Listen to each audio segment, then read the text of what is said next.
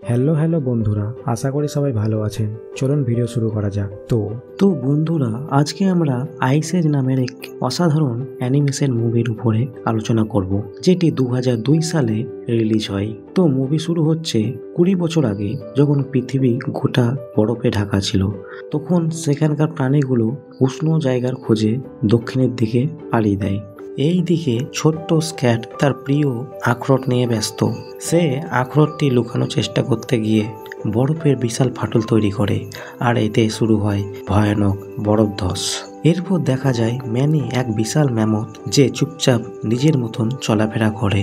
অন্যদিকে সিড নামের এক অলস স্লথ ভুল করে কিছু গন্ডারের সঙ্গে লড়াইয়ে জড়িয়ে পড়ে, আর সেই গন্ডারগুলো তার পেছনে ধাওয়া করলে সে দৌড়ে গিয়ে ম্যানির সাথে ধাক্কা খায়। ম্যানি তাকে বাঁচায়, কিন্তু সিড তখনই ঠিক করে যে সে ম্যানির সাথেই থাকবে। এরপর জানা যায় একদল সেবারটুথ টাইগাররা মানুষদের ওপর প্রতিশোধ নিতে চায়। তাদের নেতা সোতো ঠিক করে তারা মানুষের শিবিরে হামলা চালিয়ে একটি মানব শিশুকে ধরে আনবে, যাতে শিশুটির বাবা ভয় পায়। শিশুটিকে ধরে আনার দায়িত্ব পড়ে ডিয়েগোর উপরে। এরপর রাতে টাইগাররা ক্যাম্প আক্রমণ করে, কিন্তু শিশুটির মা কোনোভাবে পালিয়ে যেতে সক্ষম হয়। সে একটি নদীর ধারে গিয়ে শিশুটিকে ম্যানের দিকে ঠেলে দেয়, আর তারপর নিজেই পানিতে ডুবে যায়।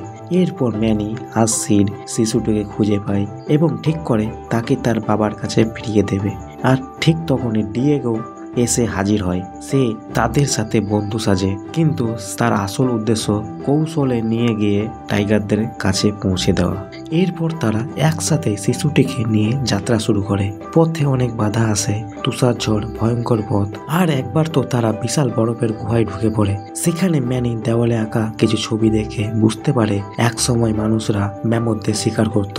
সে কষ্ট পায়, কিন্তু শিশুটিকে রক্ষা করার দায়িত্ব আরো শক্তভাবে নেয়। এরপর ডিয়েগোর মনে পরিবর্তন আসতে থাকে। সে দেখে ম্যানি আর সিড তাকে বন্ধু হিসাবে গ্রহণ করেছে, এমনকি শিশুটিও তাকে বিশ্বাস করে। তখন সে বুঝতে পারে টাইগারদের পরিকল্পনা ভুল, আর সে শিশুটিকে বাঁচানোর সিদ্ধান্ত নেয়। এরপর যখন তারা শিশুটিকে তার বাবার কাছে নিয়ে যেতে চায়, তখন ডিয়েগোর দল তাদের আক্রমণ করে।